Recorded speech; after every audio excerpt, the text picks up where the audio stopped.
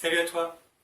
Alors, le thème de cette petite vidéo musicale est un morceau composé en 1980 par Pat Metheny, intitulé September the 15th. Alors, Pat Metheny est un guitariste de jazz hors pair et qui a écrit ce morceau en hommage à un autre artiste de jazz, pianiste, Bill Evans, qui est décédé le 15 septembre 1980, d'où le titre de ce morceau. Donc Pat Metheny joue ce morceau avec une guitare classique, comme celle-ci, ce qui est assez rare dans le monde du jazz, mais probablement parce que la guitare classique a un son plutôt feutré, grâce à ses cordes en nylon ici.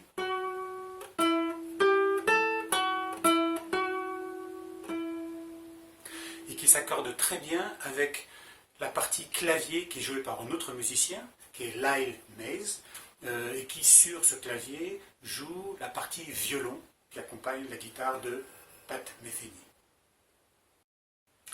Alors le morceau dure 8 minutes, mais je vais parler que des 2 premières minutes. D'abord parce que après ces 2 premières minutes, le morceau est un peu plus jazzy, un peu moins dans le style que j'aime, et que ces 2 premières minutes sont tout à fait incroyables du point de vue des accords. En effet, le morceau est composé de 38 accords pendant ces 2 premières minutes. Il a fallu que je me fasse une petite anti-sèche avec les accords pour m'en souvenir. Alors que dans un morceau classique, pop-rock, on a 4, 5, 6, peut-être maximum 10 accords qui vont durer 4 ou 5 minutes. Donc là, 38 accords sur 2 minutes, c'est vraiment remarquable. Et on va voir pourquoi c'est remarquable.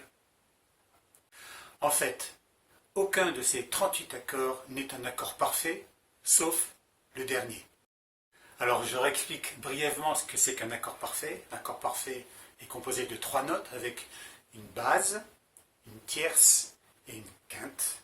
Donc si je prends par exemple l'accord de Sol, Do, Ré, Mi, Fa, Sol, La, Si, Do, Ré, Sol, Si, Ré. Voilà un accord parfait. Et si on continue la gamme Mi, Fa, Sol, on arrive à la 8e note qui est l'octave. La même note, mais une octave plus haut. Donc quand un musicien écrit une partition, il va indiquer un accord de Sol, c'est pour que les autres musiciens comprennent très rapidement que l'accord est parfait. D'ailleurs, ça s'écrit en langage international par des lettres A, B, C, D. Le A étant le La, le B le Si, le C le Do. Et donc en l'occurrence un accord de Sol ici, comme ça, s'écrit avec une lettre G. Quand il n'y a rien derrière cette lettre, c'est que l'accord est parfait. Donc dans le cas de la lettre G, donc du Sol, eh bien le Sol, Si, Ré.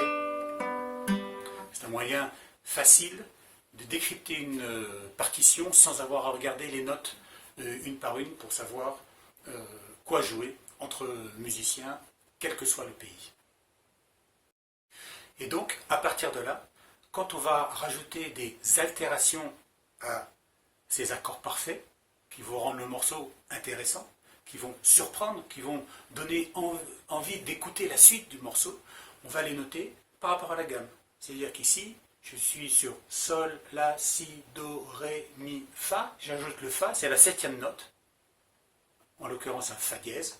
Au lieu de jouer ce morceau qui est en accord parfait, je vais rajouter un Fa dièse, cette note-là, plutôt que cette note-là, qui va donner ce son-là. L'accord de Sol majeur 7e, l'accord parfait de Sol. Alors on peut aussi rajouter une autre note, par exemple ici, la 9e note, qui est un La, qui va donner ce son. Au lieu d'avoir, je rajoute le La, qui donne ça. Et donc on va noter cet accord comme Sol 9e ou G 9.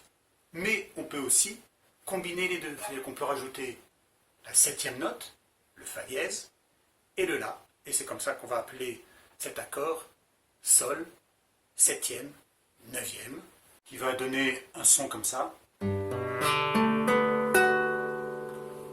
loin du l'accord parfait de Sol. Là on a un accord Sol, septième, neuvième, qui amène encore d'autres accords derrière. Et donc, si le morceau de Pat Metheny est remarquable et extraordinaire, c'est que tous les accords pendant ces 2 minutes sont des accords altérés, c'est-à-dire que derrière la lettre initiale de l'accord parfait, il y a une multitude d'informations qui expliquent la modification de cet accord, jusqu'au dernier accord qui lui est un accord parfait, qui est un accord de Si, qui s'écrit avec un B majuscule. Et donc en tant que guitariste amateur, j'aurais jamais imaginé qu'on pouvait modifier autant ces accords, les combiner les uns aux autres pour écrire une composition. Donc j'espère que ça plaira autant qu'à moi. Et sur ce, bonne écoute. À la prochaine.